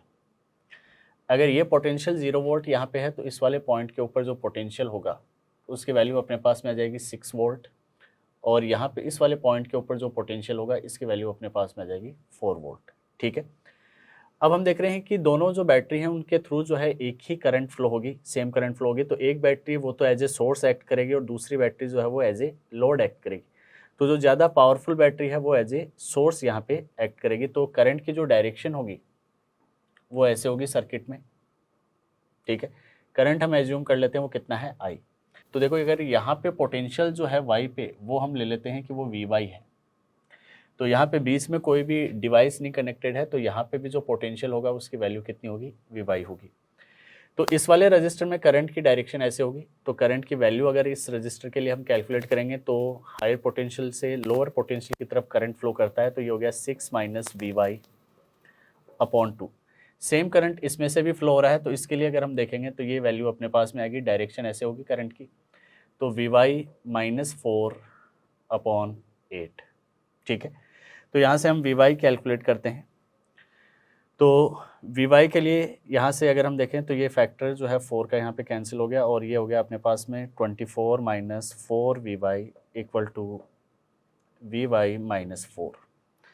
तो Vy की जो वैल्यू है वो अपने पास में कितनी आ गई, 5 Vy और ये हो गया 28, तो ये हो गया 28 अपॉन 5 वोल्ट, ठीक है। तो अब अगर हम पोटेंशियल डिफरेंस देखते हैं Y और X के बीच में, तो X को तो हमने 0 पोटेंशियल पे माना है, तो इसका मतलब जो Y का पोटेंशियल है वही यहाँ पे पोटेंशियल डिफरेंस होगा, यानी कि इसकी वैल्यू होगी Vy माइनस Vx। तो ये तो 0 है और Vy की वैल्यू ये है 28 अपॉन 5। इसको अगर हम 2 से मल्टीप्लाई और डिवाइड कर देते हैं तो वैल्यू अपने पास में आ जाएगी 5.6 वोल्ट। तो ये यहाँ पे पोटेंशियल डिफरेंस की वैल्यू होगी। नेक्स्ट क्वेश्चन में हमें दे रखा है कि 4 बॉडीज़ हैं सेम मास और सेम रेडियस की, और इन चारों बॉडीज़ के लिए यहाँ पे हमें एक्सिसेस डिफाइन कर रखी है। उन एक्सिसेस के अबाउट जो मोमेंट ऑफ इनर्शिया है उनकी वैल्यूज़ हमें कैलकुलेट करनी है और फिर उनमें रिलेशन जो है वो ऑप्शंस में मार्क करना है। तो जो फर्स्ट केस में हमें दे रखा है वो ये है कि थिन सर्कुलर रिंग के लिए हमें उसके डायमेट्रिकल एक्सिस के about moment of inertia calculate करना है। तो हम ये जानते हैं कि रिंग के लिए डायमेट्रिकल एक्सिस के अबाउट जो मोमेंट ऑफ इनर्शिया की वैल्यू होती है वो होती है mr² अपॉन 2, ठीक है। सेकंड जो हमें दे रखा है वो ये है कि सर्कुलर डिस्क है और प्लेन के परपेंडिकुलर सेंटर से पास होने वाली एक्सिस के about moment of inertia calculate करना है। तो हम ये जानते हैं कि प्लेन के परपेंडिकुलर और डिस्क के सेंटर से पास होने वाली एक्सिस के अबाउट मोमेंट ऑफ इनर्शिया की वैल्यू होती है mr² अपॉन 2, ठीक है। थर्ड हमें दे रखा है कि सॉलिड सिलेंडर जो है उसकी सेंट्रल एक्सिस के अबाउट जो है मोमेंट ऑफ इनर्शिया। तो हम जानते हैं कि सॉलिड सिलेंडर के लिए सेंट्रल एक्सिस के अबाउट मोमेंट ऑफ इनर्शिया जो है वो डिस्क के ही इक्वल होता है mr² अपॉन 2, ठीक है। और फोर्थ में हमें दे रखा है वो है सॉलिड स्पेयर के डायमेट्रिकल एक्सिस के अबाउट। तो सॉलिड स्पेयर के लिए डायमेट्रिकल एक्सिस के अबाउट जो है उसकी वैल्यू होती है 2/5 mr², यानी कि कोई भी एक्सिस जो कि सॉलिड स्फीयर के सेंटर से पास हो रही है, ठीक है। तो ये होगा, तो अब हम देख रहे हैं कि I1 I2 I3 ये तो इक्वल हैं, और I4 की वैल्यू जो है इनकी वैल्यू से क्या होगी, कम होगी, क्योंकि यहाँ पे तो हाफ का फैक्टर और यहाँ पे फैक्टर 2/5 है। तो रिलेशन अपने पास में ये आ जाएगा I1 = I2 = I3, और ये वैल्यूज़ I4 से ग्रेटर है, ठीक है। नेक्स्ट क्वेश्चन में हमें दे रखा है कि दो आइडेंटिकल कैपेसिटर्स को हम पहले सीरीज में कनेक्ट कर रहे हैं और फिर उनको पैरेलल में कनेक्ट कर रहे हैं। तो जो इक्विवेलेंट कैपेसिटेंस है उसका रेशियो हमें फाइंड आउट करना है, ठीक है। तो पहले हमने उनको सीरीज में कनेक्ट किया है, आइडेंटिकल कैपेसिटर हैं तो दोनों के लिए कैपेसिटेंस की वैल्यू क्या होगी, सेम ही होगी। तो सीरीज में जब कनेक्ट कर रहे हैं तो जो इक्विवेलेंट कैपेसिटेंस आएगा वो हम जानते हैं कि सीरीज कॉम्बिनेशन के लिए वैल्यू क्या होगी, C/2। उसके बाद में दोनों को अगर हम पैरेलल में कनेक्ट कर देंगे तो अब जो इक्विवेलेंट कैपेसिटेंस आएगा उसकी वैल्यू अपने पास में क्या होगी, 2C। तो अब अगर हम इन दोनों का रेशियो कैलकुलेट करते हैं तो रेशियो की वैल्यू अपने पास में C1/C2, ये अपने पास में आ जाएगा 1/4, ठीक है। नेक्स्ट क्वेश्चन में हमें दे रखा है कि 4 आइडेंटिकल पार्टिकल हैं ऑफ मास 1 kg। चारों पार्टिकल जो है म्यूचुअल ग्रेविटेशनल अट्रैक्शन की वजह से जो है एक R रेडियस के सर्कुलर पाथ पे चल रहे हैं, ठीक है। तो चारों पार्टिकल अगर एक ही सर्कुलर पाथ पे चल रहे हैं और सभी आपस में जो म्यूचुअल अट्रैक्शन लग रहा है ग्रेविटेशन की वजह से, उसी की वजह से चल रहे हैं, तो वही फोर्स जो नेट ग्रेविटेशनल फोर्स होगा वही वहाँ पे उनके लिए सेंट्रीपिटल फोर्स भी होगा। तो चारों पार्टिकल जो है वो हमेशा जब मोशन में होंगे तो उस केस में हमेशा जो है वो हर इंस्टेंट के ऊपर यहाँ पे एक स्क्वायर के वर्टिसेस पे होंगे, और चारों पार्टिकल्स पे जो है फोर्सेस का मैग्नीट्यूड जो है वो सेम ही आएगा, इसलिए सबकी स्पीड जो है यहाँ पे क्या होगी, सेम ही होगी। तो यहाँ पे हम मान लेते हैं कि टेंजेंशियल डायरेक्शन में इसकी स्पीड v है, तो इसकी भी जो स्पीड होगी टेंजेंशियल डायरेक्शन में वो कितनी होगी, v। इसके लिए भी v होगी और इसके लिए भी v होगी। तो अब इन चारों में से किसी भी एक पार्टिकल के लिए हम स्पीड की कैलकुलेशन कर लेते हैं, और स्पीड की कैलकुलेशन करने के लिए हमें नेट सेंट्रीपिटल फोर्स निकालना होगा, यानी कि नेट ग्रेविटेशनल फोर्स निकालना होगा। तो अब इस वाले पार्टिकल के लिए हम चेक कर लेते हैं। इस वाले पार्टिकल के लिए अगर हम देखेंगे तो इस पे इसका ग्रेविटेशनल फोर्स लगेगा, ये वाला फोर्स हम ले लेते हैं, ये है F1। तो F1 की वैल्यू अगर हम कैलकुलेट करते हैं तो F1 की वैल्यू अपने पास में आएगी Gm1m2/r²। तो यहाँ से अपने पास में जो वैल्यू आ रही है वो होगी Gm²/r²। तो ये वाली डिस्टेंस हमें रिक्वायर्ड होगी, ठीक है। ये डिस्टेंस हमें रिक्वायर्ड होगी, तो हम जानते हैं कि ये रेडियस है और ये भी रेडियस होगी, और क्योंकि ये एक स्क्वायर है तो हम देख रहे हैं कि ये दोनों जो यहाँ पे रेडियस होंगे ये एंगल 90 डिग्री होगा। तो अगर ये भी r है और ये भी r है तो ये वाली लेंथ अपने पास में कितनी आ जाएगी, √2r, ठीक है। तो इसमें अगर हम वैल्यूज रख देते हैं, मास हमें 1 kg दे रखा है, रेडियस भी 1 kg है, तो यहाँ से इसकी जो वैल्यू अपने पास में आ रही है वो आ रही है G/2, ठीक है। ये F1 की वैल्यू है। इसी तरीके से इस वाले मास का फोर्स इस पर अगर हम देखेंगे तो ये जो डिस्टेंस है इसी डिस्टेंस के इक्वल होगी, और मासेस सेम है, तो हम बोल सकते हैं कि ये वाला जो फोर्स लगेगा ये भी F1 के इक्वल होगा, ठीक है। इसके अलावा यहाँ पे इस वाले पार्टिकल का भी फोर्स इस पे आएगा, तो ये वाला फोर्स इधर की तरफ होगा। अब मासेस तो सेम है, लेकिन इस वाले पार्टिकल की जो इससे डिस्टेंस होगी वो यहाँ पे इस डिस्टेंस के कंपेरिजन में ज़्यादा होगी, यानी कि उसकी वैल्यू जो है वो क्या आएगी, 2r। ये डिस्टेंस r है और ये भी कितनी है, r। तो ये जो फोर्स आएगा इसकी वैल्यू हम ले लेते हैं, ये कितनी है, F2। तो F2 की वैल्यू अगर हम कैलकुलेट करेंगे तो ये आ गया Gm1m2 यानी m² डिस्टेंस का स्क्वायर है, यानी कि 2r का स्क्वायर। मासेस और रेडियस की वैल्यू अगर हम रख देते हैं तो यहाँ से इसकी वैल्यू अपने पास में आ गई G/4, ठीक है। अब ये जो तीनों फोर्स यहाँ पे इस पे लग रहे हैं, इनका नेट फोर्स जो है वो नेट सेंट्रीपिटल फोर्स प्रोवाइड करेगा। तो इन दोनों फोर्सेस को अगर हम देखें, F1 ये तो सेम ही है, तो इनका जो रिजल्टेंट आएगा वो इस डायरेक्शन में आएगा, वो रिजल्टेंट F2 की डायरेक्शन में है। तो Fnet अगर हम कैलकुलेट करेंगे तो उस Fnet की जो डायरेक्शन होगी वो इसी डायरेक्शन में होगी, यानी कि सेंट्रीपिटल डायरेक्शन में होगी, ऐसे Fnet आएगा। और Fnet की वैल्यू अगर हम देखेंगे तो F1 और F1 का रिजल्टेंट वो होगा √2F1, वो इसी डायरेक्शन में है, प्लस F2। तो ये यहाँ पे नेट फोर्स होगा। अब F1 की वैल्यू यहाँ पे अगर हम रख देते हैं तो अपने पास में आ गया √2G/2 प्लस G/4, ठीक है। तो यहाँ पे 4 हम एलसीएम ले लेते हैं और G हम कॉमन ले लेते हैं। तो G/4 अगर हमने कॉमन ले लिया तो इसको हम 2 से मल्टीप्लाई और डिवाइड कर देते हैं, तो ये अपने पास में हो गया 2√2 + 1, ठीक है। तो ये जो नेट फोर्स यहाँ पे आ रहा है यही सेंट्रीपिटल फोर्स प्रोवाइड कर रहा है। तो हम ये बोल सकते हैं कि Fnet ये इक्वल होगा mv² के, ठीक है। तो एफ नेट की वैल्यू हम रख देते हैं, ये हो गया g/4 2√2 + 1 mv²/r, तो m की वैल्यू भी 1 है, ये हो गया v²/r की वैल्यू भी 1 है।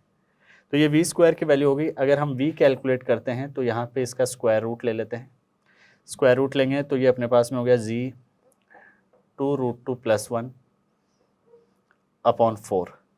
चाहें तो 4 को जो है वो स्क्वायर रूट से हम बाहर ले सकते हैं, तो अपने पास में जो एक्सप्रेशन आ रहा है वो हो गया 1/2 रूट g × 2√2 + 1। नेक्स्ट क्वेश्चन में हमें दे रखा है कि एक रेडियो ट्रांजिस्टर सेट को वर्क करने के लिए 12 वोल्ट की डीसी सप्लाई चाहिए। डीसी सप्लाई ऑब्टेन करने के लिए एक ट्रांसफार्मर और एक रेक्टिफायर हम यहाँ पे यूज़ कर रहे हैं। ट्रांसफार्मर के लिए जो इनपुट वोल्टेज है वो हमें दे रखी है वो 220 वोल्ट की एसी वोल्टेज है, ठीक है। तो ट्रांसफार्मर से जो आउटपुट वोल्टेज आएगी वो भी एसी आएगी, बट आगे जो रेक्टिफायर लगा हुआ है वो उस एसी को डीसी में कन्वर्ट कर देगा। तो रेक्टिफायर के बाद से जो डीसी हमें मिलेगी उसके लिए आरएमएस वोल्टेज कितनी होनी चाहिए, 12 वोल्ट होनी चाहिए, क्योंकि क्वेश्चन में हमें दे रखा है कि उसी डीसी वोल्टेज को जो है हम रेडियो सेट के लिए यूज़ कर रहे हैं।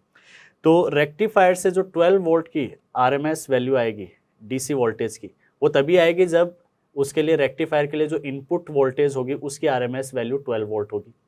इसका मतलब ये हो गया कि जो ट्रांसफार्मर से जो आउटपुट वोल्टेज आनी चाहिए वो अपने पास में कितनी आनी चाहिए, 12 वोल्ट आनी चाहिए, ठीक है। तो हमें दे रखा है कि ट्रांसफार्मर के लिए जो सेकेंडरी कॉइल है उसमें नंबर ऑफ टर्न्स वो 24 है, तो प्राइमरी कॉइल में कितने नंबर ऑफ टर्न्स होंगे ये हमें कैलकुलेट करना है। तो ट्रांसफार्मर के लिए हम जानते हैं कि NP/NS यानी कि प्राइमरी कॉइल और सेकेंडरी कॉइल के अंदर जो नंबर ऑफ टर्न्स का रेशियो है वो वहाँ पे EMF के रेशियो के लिए इक्वल होता है, यानी कि जो RMS वोल्टेज है उसके इक्वल है। तो ये हम ले लेते हैं VP/VS। तो वैल्यू रख देते हैं NP। NS सेकेंडरी कॉइल में हमें दे रखा है वो कितना है 24। प्राइमरी कॉइल के लिए वोल्टेज वो हमें दे रखी है कि RMS वोल्टेज कितनी है 220 वोल्ट, और सेकेंडरी कॉइल का आउटपुट जो है उसकी RMS वोल्टेज 12 वोल्ट होनी चाहिए, क्योंकि ये 12 वोल्ट की जो RMS वोल्टेज की AC होगी इसको रेक्टिफायर जो है वो 12 वोल्ट की DC में कन्वर्ट कर देगा, ठीक है। और वही जो DC है वो किसके लिए यूज़ होगी, रेडियो सेट के लिए यूज़ होगी। तो यहाँ से हम इसको सॉल्व करते हैं तो NP की जो वैल्यू अपने पास में आ रही है, यहाँ पे ये 2 का फैक्टर हो गया, तो यहाँ पे इसकी वैल्यू अपने पास में आ गई 440। नेक्स्ट क्वेश्चन में हमें एक दे रखा है कि एक रेजोनेटिंग सर्किट है और उसके अंदर यहाँ पे गिवन सिचुएशन के लिए हमें क्वालिटी फैक्टर कैलकुलेट करना है। तो रेजिस्टेंस की वैल्यू हमें दे रखी है, इंडक्टेंस हमें दे रखा है और फ्रीक्वेंसी दे रखी है। तो हम जानते हैं कि जो क्वालिटी फैक्टर एक्सप्रेस होता है, ठीक है, LCR सर्किट में रेजोनेंस वाली सिचुएशन के लिए, तो वो क्वालिटी फैक्टर एक्सप्रेस होता है XL/R। XL जो है उसकी वैल्यू होगी ω/L/R, और हमें एंगुलर फ्रीक्वेंसी नहीं देखी, फ्रीक्वेंसी दे रखी है, तो इसकी वैल्यू अपने पास में हो गई 2πf × L/R। अब ये सारी वैल्यूज़ यहाँ पे हम सब्स्टिट्यूट कर देते हैं, तो ये हो गया 2 × पाई की वैल्यू जो है वो होगी 3.14 इंटू फ्रिक्वेंसी 10 मेगाहर्ट्ज़ है, तो ये हो गया 10 × 10⁻⁶। इंडक्टेंस की वैल्यू हमें दे रखी है वो है 2 × 10⁻⁻⁴ हेनरी, और रेजिस्टेंस हमें दे रखा है वो है 6.28। तो यहाँ से 3.14 × 2 ये 6.28 से कैंसिल हो गया। तो क्वालिटी फैक्टर की जो वैल्यू अपने पास में आ रही है, पावर -4 यहाँ पे कैंसिल हो जाएगी, तो पावर 2 + 10 यानी कि पावर 3 हो गया, तो 2 × 10⁻³ यानी कि इसकी वैल्यू अपने पास में आ रही है 2000। नेक्स्ट क्वेश्चन में हमें एक यहाँ पे सर्किट दे रखा है। सर्किट के अंदर ये 2 किलो ओम का एक रेजिस्टेंस है, एक 1 किलो ओम का रेजिस्टेंस है, और यहाँ पे एक जीनर डायोड लगा हुआ है और एक बैटरी लगी हुई है, वो कितनी है 10 वोल्ट की। जीनर डायोड के लिए वोल्टेज मेंशन्ड है वो है 5 वोल्ट की। तो हम जानते हैं कि जीनर डायोड जो है अगर वो रिवर्स बायस में होगा तो वो एक कांस्टेंट पोटेंशियल डिफरेंस मेंटेन करता है, ठीक है। तो यहाँ पे हम चेक कर लेते हैं कि जीनर डायोड जो है वो यहाँ पे रिवर्स बायस में है या फॉरवर्ड बायस में। तो हम देख रहे हैं बैटरी का नेगेटिव टर्मिनल यहाँ से कनेक्टेड है और पॉजिटिव टर्मिनल इधर है, तो इधर से जो करंट फ्लो जाएगी तो उसकी वैल्यू जो है इस वाले पॉइंट की जो वैल्यू होगी पोटेंशियल की वो इस वाले पॉइंट के कंपैरिजन में ज़्यादा होगी, यहाँ पे हायर पोटेंशियल होगा। तो अगर यहाँ पे हायर पोटेंशियल है तो इसका मतलब ये हो गया कि जीनर डायोड जो है वो रिवर्स बायस में है। अगर ये रिवर्स बायस में होगा तो यहाँ पे इस पॉइंट और इस पॉइंट के बीच में जो पोटेंशियल डिफरेंस यहाँ पे अप्लाई होगी उसकी वैल्यू अपने पास में कितनी है 5 वोल्ट, ये हमें दे रखा है। तो यही पोटेंशियल डिफरेंस जो है, क्योंकि इन दोनों पॉइंट्स के बीच में पोटेंशियल डिफरेंस है, जीनर डायोड रिवर्स बायस में है उसकी वजह से, तो इन दोनों पॉइंट्स के बीच में पोटेंशियल डिफरेंस जितनी होगी वही इस 2 किलो ओम के लिए पोटेंशियल डिफरेंस होगा। तो अब इस 2 किलो ओम के लिए जो करंट फ्लो होगी, क्योंकि ये वाला जो पॉइंट है ये हायर पोटेंशियल पे है, तो करंट की डायरेक्शन ऐसे होगी इसमें से, और ये वाला पॉइंट लोअर पोटेंशियल पे होगा। तो करंट जो है वो हम ले लेते हैं, वो आई है, और आई की वैल्यू अगर हम देखेंगे तो वो होगी पोटेंशियल डिफरेंस, वो है 5 अपॉन रेजिस्टेंस, तो ये हो गया 2 × 10⁻³ तो यहाँ से इसकी वैल्यू हम कैलकुलेट करते हैं, तो ये हो गया 2.5 × 10⁻³ और हमें आंसर जो है वो 10⁻⁻4 के मल्टीपल के रूप में बताना है। तो यहाँ पे आई की जो वैल्यू होगी तो वो हम बोल सकते हैं 25 × 10⁻⁻4 एम्पियर। नेक्स्ट क्वेश्चन में हमें दे रखा है कि पोलराइजेशन एक्सपेरिमेंट है। तो हम जानते हैं कि पोलराइजेशन एक्सपेरिमेंट में 2 पोलराइजर होते हैं। तो जो फर्स्ट पोलराइजर है उसको तो एक्सपेरिमेंट में हम बोलते हैं पोलराइजर, और जो सेकंड पोलराइजर है उसको हम बोलते हैं एनालाइजर। तो अनपोलराइज लाइट जब इंसिडेंट होती है तो अनपोलराइज लाइट के अंदर कुछ ना कुछ इंटेंसिटी होगी, तो हम मान लेते हैं कि अनपोलराइज लाइट के अंदर जो इंटेंसिटी है वो कितनी है, I0। तो वो अनपोलराइज लाइट जो है वो पहले पोलराइजर से पास होगी, तो पोलराइजर से जब वो पास होगी तो उसकी में इंटेंसिटी जो है वो कितनी हो जाएगी, जो पहले इंटेंसिटी थी उसकी हाफ हो जाएगी। इसके बाद में वो पोलराइजर से पास होने के बाद में जब दूसरे पोलराइजर से पास होगी, दूसरे पोलराइजर को इस पोलराइजेशन एक्सपेरिमेंट में क्या बोलते हैं, एनालाइजर। तो उससे जो अपने को इंटेंसिटी मिलेगी, वो इंटेंसिटी जो है यहाँ पे इस एनालाइजर से जो इंटेंसिटी मिलेगी, वो इंटेंसिटी आई जो है वो कैलकुलेट होती है इस पे जो इंसिडेंट इंटेंसिटी है, ठीक है, इनटू कॉस स्क्वायर थीटा। अब यहाँ पे एंगल थीटा जो है वो पोलराइजर और एनालाइजर दोनों के पास एक्सिस के बीच में एंगल है, ठीक है। तो हमें ये दे रखा है क्वेश्चन में कि पहले जो है इनके पास एक्सिस वो अलाइन थी, ठीक है। उस केस में जो यहाँ पे एनालाइजर से जो फाइनल एमर्जिंग रे है उसके अंदर जो इंटेंसिटी मिलती है उसकी वैल्यू हमें दे रखी है, वो कितनी है, 100। तो अब यहाँ पे हम ले लेते हैं कि केस 1 अनपोलराइज लाइट जो है उसके लिए इंटेंसिटी हम मान लेते हैं वो कितनी है, I0। तो ये वाला केस कौन सा है कि when pass axis of polariser and analyser are aligned, ठीक है, यानी कि उनके बीच में एंगल कितना है, 0 डिग्री। तो इस केस में क्या होगा कि अगर अनपोलराइज लाइट जो है उसमें इंटेंसिटी I0 है, तो पोलराइजर के से पास होने के बाद में उसमें इंटेंसिटी कितनी हो जाएगी, I0/2। अब ये वाली जो लाइट है ये वापस से दूसरे पोलराइजर में जाएगी जिसको कि हम बोल रहे हैं एनालाइजर। तो उसमें से जो इंटेंसिटी बाहर आएगी, ठीक है, जो आउटपुट इंटेंसिटी होगी उसकी वैल्यू अपने पास में होगी I इंसिडेंट। तो इसके लिए जो इंसिडेंट इंटेंसिटी है उसकी वैल्यू लेनी है। इसके लिए इंसिडेंट इंटेंसिटी कितनी है, I0/2। और दोनों के पास एक्सिस के बीच में एंगल अगर 0 डिग्री है तो ये अपने पास में हो गया कॉस स्क्वायर 0 डिग्री। तो इसकी वैल्यू हमें दे रखी है कि ये जो इंटेंसिटी है ये है 100 ल्यूमेंस। तो यहाँ से हम अगर I0 कैलकुलेट करते हैं तो I0 की वैल्यू अपने पास में कितनी आ गई, 200 ल्यूमेंस, ठीक है। अब हमें दे रखा है कि हॉरिजॉन्टल एक्सिस के अबाउट जो है एनालाइजर को 30 डिग्री से क्लॉकवाइज डायरेक्शन में रोटेट कर दिया। तो अगर एनालाइजर को जो है हम रोटेट कर देंगे तो अब पोलराइजर और एनालाइजर की दोनों की जो पास एक्सिस है उसके बीच में एंगल जो है वो 30 डिग्री हो जाएगा, ठीक है। तो अब केस 2 हम देखते हैं। When angle between pass axis of polarizer and analyzer is 30 degree. तो अब एंगल की वैल्यू कितनी है, 30 डिग्री। तो अब जो अनपोलराइज्ड लाइट आएगी उसमें इंटेंसिटी कितनी है, I0। ये अनपोलराइज्ड लाइट जब पोलराइजर से पास होगी तो इंटेंसिटी हाफ हो जाएगी। अब ये वाली इंटेंसिटी जो है एनालाइजर से पास होगी, यानी जो सेकंड पोलराइजर है, तो एमर्जिंग रे जो होगी, एमर्जिंग लाइट जो होगी उसमें जो इंटेंसिटी होगी I, वो हम ले लेते हैं, वो है I डैश, और इसकी वैल्यू होगी इंसिडेंट इंटेंसिटी। तो इस पे जो इंसिडेंट इंटेंसिटी की वैल्यू है वो तो I0/2 ही है, इनटू कॉस स्क्वायर थीटा। अब एंगल की वैल्यू कितनी है, 30 डिग्री। तो अब यहाँ पे वैल्यू हम सब्स्टिट्यूट कर देते हैं, ये हो गया 200/2 इंटू कॉस 30 की वैल्यू हम जानते हैं वो होती है √3/2। तो स्क्वायर कर देंगे तो ये हो गया अपने पास में 3/4। तो यहाँ से ये हो गया 100/4 करेंगे तो 25, और यहाँ से जो अपने पास में वैल्यू आ रही है वो है 75 ल्यूमेंस। नेक्स्ट क्वेश्चन में हमें दे रखा है कि एक हाइड्रोलिक प्रेस है, यानी कि हाइड्रोलिक लिफ्ट की सिचुएशन है, और उसके लिए हमें बोल रखा है कि जो स्मॉलर पिस्टन है उस पे स्मॉल एम मास अगर हम प्लेस कर देते हैं तो वो 100 केजी मास को बैलेंस कर सकता है। तो ये केस 1 वाली सिचुएशन हमने ले ली।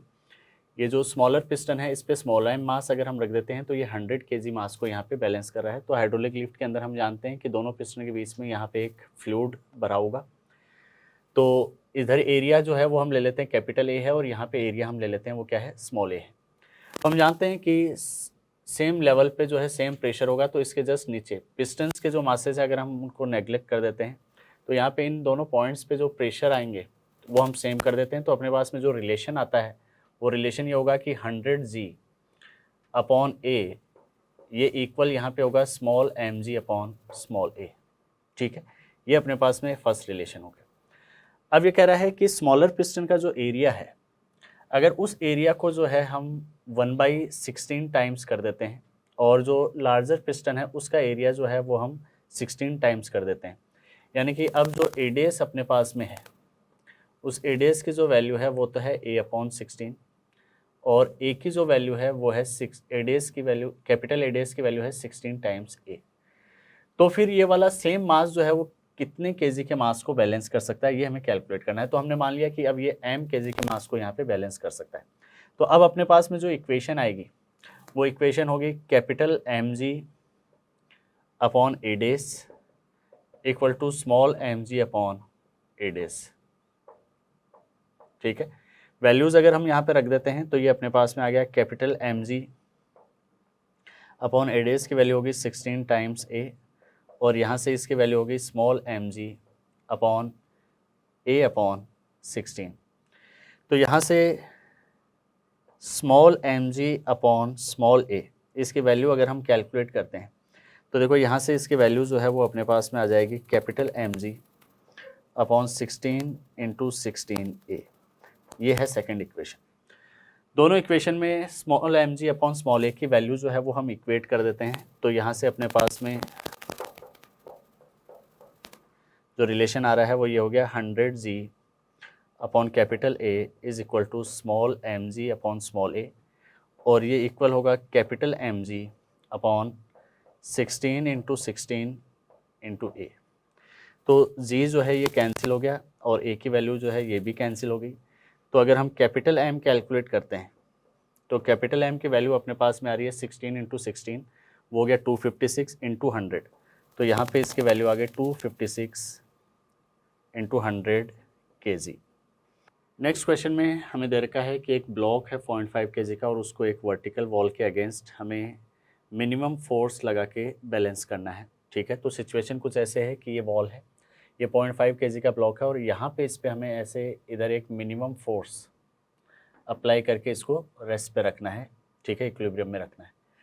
वॉल और ब्लॉक के बीच में फ्रिक्शन कोफिशिएंट हमें दे रखा है वो कितना है 0.2।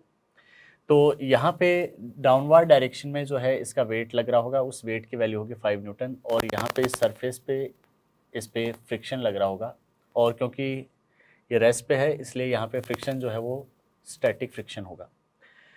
और यहाँ पे इन दोनों के बीच में जो नॉर्मल रिएक्शन होगी वो नॉर्मल रिएक्शन n वो ऐसे होगी और नॉर्मल रिएक्शन की वैल्यू जो है वो अप्लाइड फोर्स के ही इक्वल होगी क्योंकि ये इक्विलिब्रियम में है। ठीक है, अब अगर मिनिमम फोर्स हम देख रहे हैं तो मिनिमम फोर्स वाली सिचुएशन में वेट को बैलेंस करने के लिए स्टैटिक फ्रिक्शन को अपनी मैक्सिमम वैल्यू यूज़ करनी होगी। ठीक है, तो यहाँ पे जो फ्रिक्शन लगेगा वो कौन सा होगा, वो Fs मैक्स होगा, यानी कि इसकी वैल्यू जो होगी वो कितनी होगी म्यू इंटू एन। तो अब हम इस पर इक्वेशन लिखते लेते हैं। हॉरिजॉन्टल डायरेक्शन में भी नेट फोर्स 0 होगा, इसका मतलब ये हो गया कि F मिनिमम वो n के इक्वल है और वर्टिकल डायरेक्शन में भी नेट फोर्स 0 होगा, तो ये हो गया Fs मैक्स जो वर्टिकल डायरेक्शन में लग रहा है उसकी वैल्यू इसके वेट के इक्वल होगी यानी कि 5 के इक्वल होगी। तो यहाँ से जो नॉर्मल की वैल्यू है वो हम इसमें Fs मैक्स में सब्स्टिट्यूट कर देते हैं यानी कि ये हो गया म्यू इंटू एन। एन की वैल्यू जो है वो F मिनिमम के इक्वल है, ये हो गया 5। तो यहाँ से F मिनिमम की जो वैल्यू अपने पास में आ रही है वो हो गई 5 अपॉन म्यू। म्यू की वैल्यू हम यूज़ कर लेते हैं, वो हमें दे रखी है 0.2। तो यहाँ से इसको सॉल्व करते हैं तो इसकी वैल्यू अपने पास में कितनी आ रही है 25। नेक्स्ट क्वेश्चन में हमें दे रखा है कि एक इंक्लाइंड सरफेस है और इंक्लाइंड सरफेस जो है वो parabola y equal to x²/4 की शेप में है।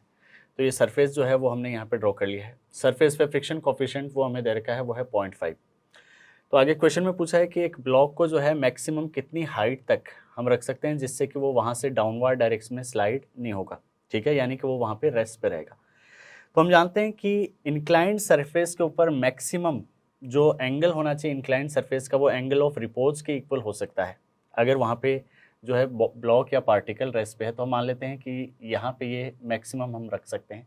तो इस पॉइंट के ऊपर अगर हम टेंजेंट ड्रॉ कर देते हैं तो जो इंक्लाइन इस वाले पॉइंट पर जो एंगल ऑफ इंक्लिनेशन है ये वाला एंगल हो गया थीटा, और ये एंगल जो है वो किसके इक्वल होना चाहिए, एंगल ऑफ रिपोज के इक्वल होना चाहिए, ठीक है। तो अगर ये एंगल ऑफ रिपोज के इक्वल है तो हम जानते हैं कि एंगल ऑफ रिपोज का जो टेंजेंट है टेन थीटा वो म्यू के इक्वल होता है, ठीक है। और यही एंगल जो है वो इसका टेंजेंट जो है वही यहाँ पे इस पॉइंट के ऊपर टेंजेंट के स्लोप को भी रिप्रेजेंट कर रहा है। तो टेंजेंट का जो स्लोप है वो किसके इक्वल होगा, d y upon d x के इक्वल होगा। तो यहाँ से अगर हम d y upon d x calculate करते हैं तो अपने पास में इसकी वैल्यू आ रही है 2x अपॉन 4, और ये म्यू के इक्वल है, म्यू की वैल्यू हमें दे रखी है 0.5, ठीक है।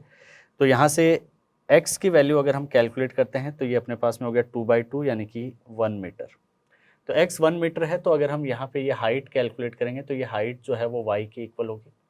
तो यहाँ से y की वैल्यू जो होगी h = y। तो अब इस इक्वेशन में हम x की वैल्यू 1 मीटर सब्स्टिट्यूट कर देते हैं तो ये हो गया 1² अपॉन 4 यानी कि 1/4 मीटर। तो मैक्सिमम 1/4 मीटर हाइट तक हम ब्लॉक को रख सकते हैं, वहाँ तक जो है ये ब्लॉक जो है डाउनवर्ड डायरेक्शन में स्लाइड नहीं होगा। इस पॉइंट के ऊपर अगर हम इसको रखेंगे तो फिर ये डाउनवर्ड डायरेक्शन में स्लाइड हो जाएगा। आंसर जो है वो हमें सेंटीमीटर में एक्सप्रेस करना है, तो इसको हम यहाँ पे बोल सकते हैं कि जो हाइट होगी वो होगी 25 सेंटीमीटर। नेक्स्ट क्वेश्चन में हमें दे रखा है कि एक बॉल जो है वो 9 मीटर पर सेकंड की वेलोसिटी से दूसरी सिमिलर बॉल के साथ में आके कोलाइड हो रही है और सेकंड बॉल जो है वो रेस्ट पे है। आफ्टर कोलिजन दोनों बॉल्स जो हैं वो इनिशियल लाइन ऑफ मोशन से 30 डिग्री एंगल पे जा रही हैं। तो हमें आफ्टर कोलिजन जो दोनों की वेलोसिटी का जो रेशियो है वो यहाँ पे कैलकुलेट करना है। वो रेशियो x/y की फॉर्म में हमें एक्सप्रेस करना है और फिर x की वैल्यू बतानी। तो जस्ट बिफोर कोलिजन जो सिचुएशन है वो ये है कि ये m मास के बॉल है और ये इधर की तरफ v0 वेलोसिटी से आ रही है और इसकी वैल्यू हमें दे रखी है वो है 9 मीटर पर सेकेंड। दूसरी जो बॉल है m मास की ये यहाँ पे रेस्ट पे है। तो इनिशियल लाइन ऑफ मोशन जो है वो ये है इस बॉल के लिए। जस्ट आफ्टर कॉलिजन अगर हम देखेंगे तो जस्ट आफ्टर कॉलिजन हमें दे रखा है कि दोनों बॉल जो है वो इनिशियल लाइन ऑफ मोशन से 30 डिग्री एंगल पे है। अब 30 डिग्री एंगल पे अगर हैं तो दोनों बॉल्स जो हैं वो हम जानते हैं कि वो ऐसे जाएंगी कि एक बॉल जो है वो तो इधर की तरफ जाएगी 30 डिग्री एंगल पे और दूसरी बॉल जो है वो ऐसे जाएगी 30 डिग्री एंगल पे। क्योंकि ड्यूरिंग कॉलिजन जो है सिस्टम पे यहाँ पे अगर हम डायरेक्शंस ड्रॉ कर दें कि ये इधर की तरफ x है और इधर की तरफ y है, तो x और y दोनों डायरेक्शन में सिस्टम पे अगर दोनों बॉल्स को हम सिस्टम में ले लेते हैं तो उस पर कोई एक्शनल इम्पल्स नहीं है, तो मोमेंटम जो है वो ड्यूरिंग कॉलिजन कंजर्व रहेगा। यानी कि बिफोर कॉलिजन और आफ्टर कॉलिजन मोमेंटम की वैल्यू जो है वो क्या होगी, x और y दोनों डायरेक्शन में क्या रहेगी, सेम रहेगी। तो अगर हम दोनों को सेम डायरेक्शन में अगर ले लेंगे 30 डिग्री एंगल पे तो मोमेंटम कंजर्वेशन वहाँ पे वैलिड नहीं होगा। तो यहाँ पे इसकी वेलोसिटी हम ले लेते हैं, ये v1 है और ये है v2, ठीक है। तो अब इन दोनों वेलोसिटी का रेशियो हमें देखना है, ठीक है। तो इसको यहाँ पे x से रिप्रेजेंट किया है और इसको रिप्रेजेंट किया है y से। तो अब अगर हम यहाँ पे देखते हैं तो इधर की तरफ जो इसका कंपोनेंट अपने पास में आएगा वो हो जाएगा x cos 30। तो x cos 30 की जो वैल्यू अपने पास में होगी वो होगी x√3/2। इसी तरीके से इसका इधर की तरफ जो कंपोनेंट होगा वो अपने पास में होगा y cos 30 यानी कि y√3/2। y डायरेक्शन में जो इनिशियल मोमेंटम था वही y डायरेक्शन में फाइनल मोमेंटम के इक्वल होगा। तो y डायरेक्शन में जो इनिशियल मोमेंटम है, ठीक है, इसको कैपिटल Y से लिख लेते हैं, ठीक है। y डायरेक्शन में इनिशियल मोमेंटम तो 0 था, फाइनल मोमेंटम जो है इसका जो मोमेंटम है ये तो पॉजिटिव डायरेक्शन में है, तो ये हो गया x√3/2। और इसका मोमेंटम जो है यानी कि वेलोसिटी ये है, तो ये तो वेलोसिटी हो गई इंटू मास कर देते हैं, ठीक है, मास दोनों का सेम है। और ये वेलोसिटी नेगेटिव डायरेक्शन में है तो ये हो गया -m × y√3/2।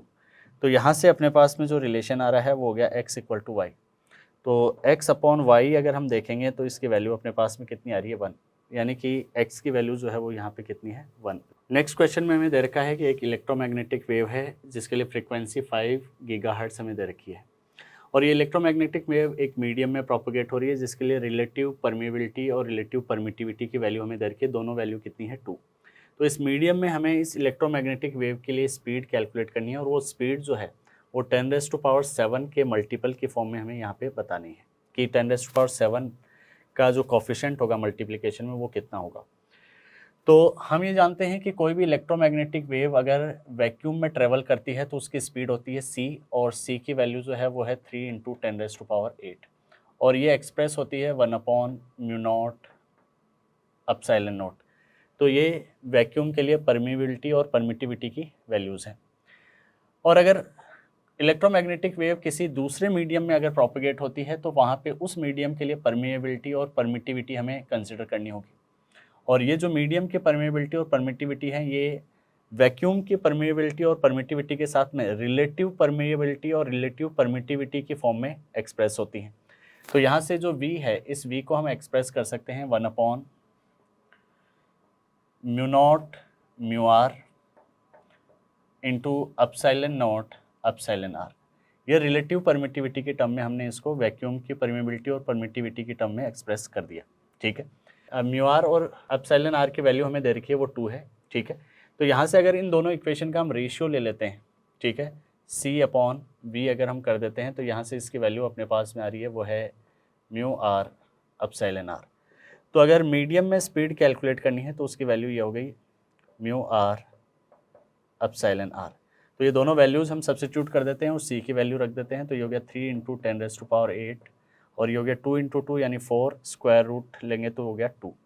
तो यहाँ से ये वैल्यू अपने पास में आ रही है 1.5 × 10⁸ मीटर/सेकेंड। आंसर हमें 10⁻⁷ के मल्टीपल की फॉर्म में एक्सप्रेस करना है, तो हम 10 को इससे मल्टीप्लाई कर देते हैं, ये हो गया 15 × 10⁻⁷ मीटर/सेकेंड। नेक्स्ट क्वेश्चन में हमें दे रखा है कि एक ऑडियो सिग्नल है जिसको कि हम मॉड्यूलेट कर रहे हैं, और कैरियर वेव की इक्वेशन और सिग्नल के लिए हमें यहाँ पे इक्वेशन दे रखी है। तो परसेंटेज मॉड्यूलेशन हमें कैलकुलेट करना है। तो परसेंटेज मॉड्यूलेशन कैलकुलेट करने के लिए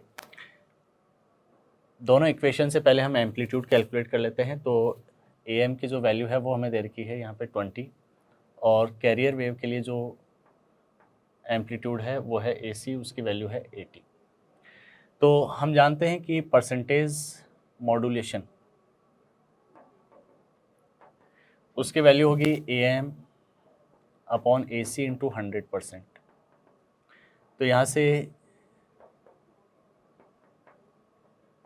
परसेंटेज मॉड्यूलेशन की जो वैल्यू अपने पास में आ रही है वो है 25%।